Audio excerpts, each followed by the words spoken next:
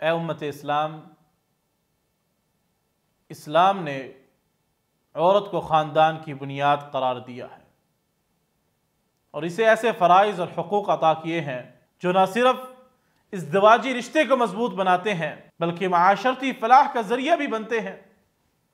مالک الملک کا فرمان ہے وَمِنْ آيَاتِهِ أَنْ خَلَقَ لَكُمْ مِنْ أَنفُسِكُمْ أَزْوَاجًا لِتَسْكُنُوا إِلَيْهَا وَجَعَلَ بَيْنَكُمْ مَوَدَّةً وَرَحْمَةً، اللہ نے تمہارے لیے تمہارے نفس سے جوڑے پیدا کیے تاکہ تم ان کے پاس سکون حاصل کرو، اور تمہارے درمیان محبت اور رحمت پیدا کی۔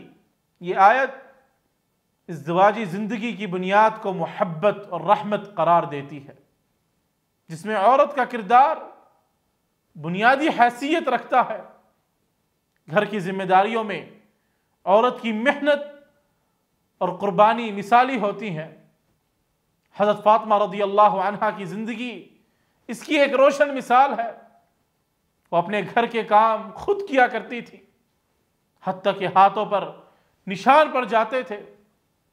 البتہ اس زمانے میں اتنی سہولیات موجود نہ تھی، لیکن غلام ضرور مل جایا کرتے تھے۔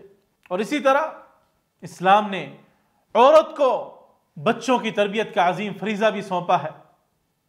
ایک نیک ماں اپنے بچوں کو دین اور دنیا کے لیے بہترین انسان بنا سکتی ہے۔ رسول کریم صلی اللہ علیہ وسلم نے فرمایا المرأة راعیة فی بیت زوجها ومسئولة عن رعیتها، عورت اپنے شوہر کے گھر کی نگران ہے اور اپنی ذمہ داریوں کے بارے میں جواب دہ ہے۔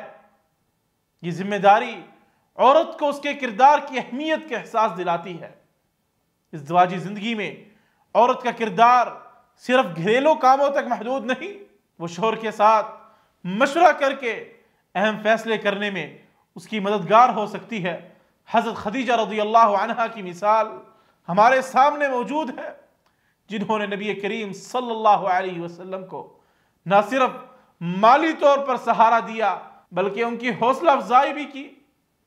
اسلام نے عورت کو اپنے شوہر کے ساتھ حسن سلوک اور شوہر کی عزت و احترام کرنے کا حکم دیا ہے، اور شوہر کو بھی اس کے حقوق ادا کرنے کی تلقین کی ہے اور اس کی تمام ضروریات حسب استطاعت پوری کرنے کا حکم دیا ہے۔ اور یوں ہی ازدواجی زندگی میں عورت کا کردار نہایت متوازن، محبت سے بھرا اور ذمہ دارانہ ہوتا ہے، جو ایک مضبوط خاندان کی بنیاد رکھتا ہے۔